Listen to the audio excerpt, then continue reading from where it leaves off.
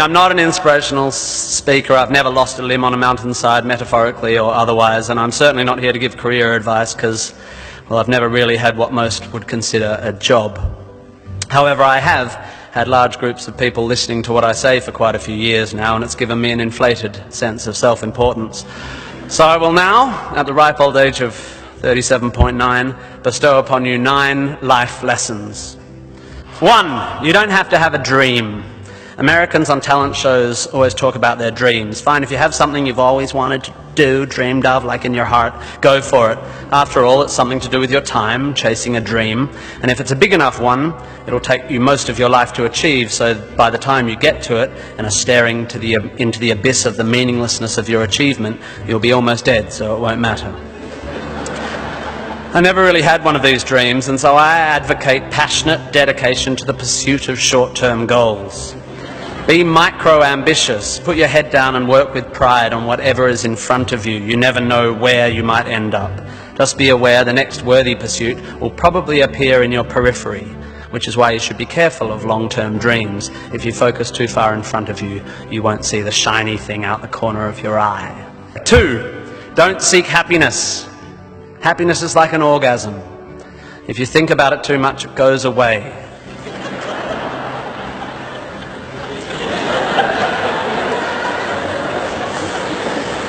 Keep busy and aim to make someone else happy, and you might find you get some as a side effect. We didn't evolve to be constantly content. Contented Homo erectus got eaten before passing on their genes. 3, remember, it's all luck.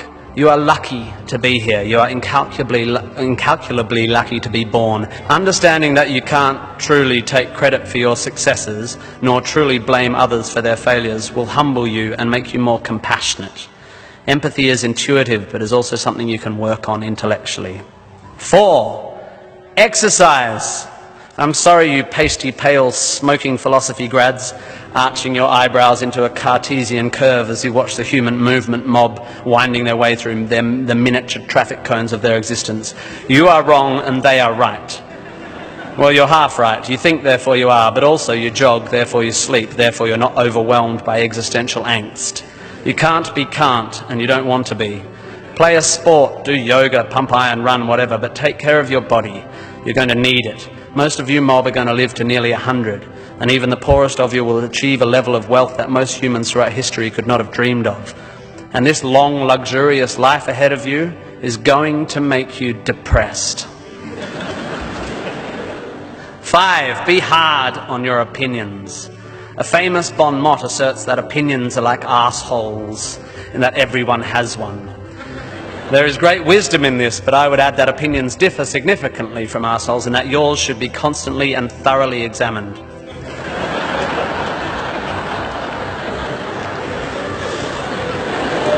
We must think critically and not just about the ideas of others. Be hard on your beliefs. Take them out onto the veranda and hit them with a cricket bat. Be intellectually rigorous. Identify your biases, your prejudices, your privileges. Most of society's arguments are kept alive by a failure to acknowledge nuance. We tend to generate false dichotomies and then try to argue one point using 2 entirely different sets of assumptions, like 2 tennis players trying to win a match by hitting beautifully executed shots from either end of separate tennis courts. 6, be a teacher. Please, please, please be a teacher.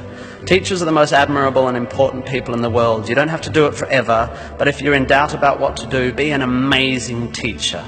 Even if you're not a teacher, be a teacher. Share your ideas. Don't take for granted your education. Rejoice in what you learn and spray it. 7, define yourself by what you love. I found myself doing this thing a bit recently where if someone asks me what sort of music I like, I say, well, I don't listen to the radio because pop song lyrics annoy me. Or if someone asks me what food I like, I say, I think truffle oil is overused and slightly obnoxious. And I see it all the time online, people whose idea of being part of a subculture is to hate Coldplay or football or feminists or the Liberal Party. We have a tendency to define ourselves in opposition to stuff. As a comedian, I make my living out of it. But try to also express your passion for things you love. Be demonstrative and generous in your praise of those you admire. Send thank you cards and give standing ovations. Be pro stuff, not just anti stuff. 8, respect people with less power than you. I have in the past made important decisions about people I work with, agents and producers, big decisions, based largely on how they treat the wait staff in the restaurants we're having the meeting in. I don't care if you're the most powerful cat in the room, I will judge you on how you treat the least powerful. So there. 9, finally, don't rush. You don't need to already know what you're going to do with the rest of your life. Don't panic. You will soon be dead. Life will sometimes seem long and tough, and God, it's tiring. And you will sometimes be happy and sometimes sad, and then you'll be old, and then you'll be dead. There is only one sensible thing to do with this empty existence, and that is fill it. Not fill it, fill it. Life is best filled by learning as much as you can about as much as you can, taking pride in whatever you're doing, having compassion, sharing ideas, running, being enthusiastic. And then there's love and travel and wine and sex and art and kids and giving and mountain climbing, but you know all that stuff already. It's an incredibly exciting thing, this one meaningless life of yours. Good luck, and thank you for indulging me.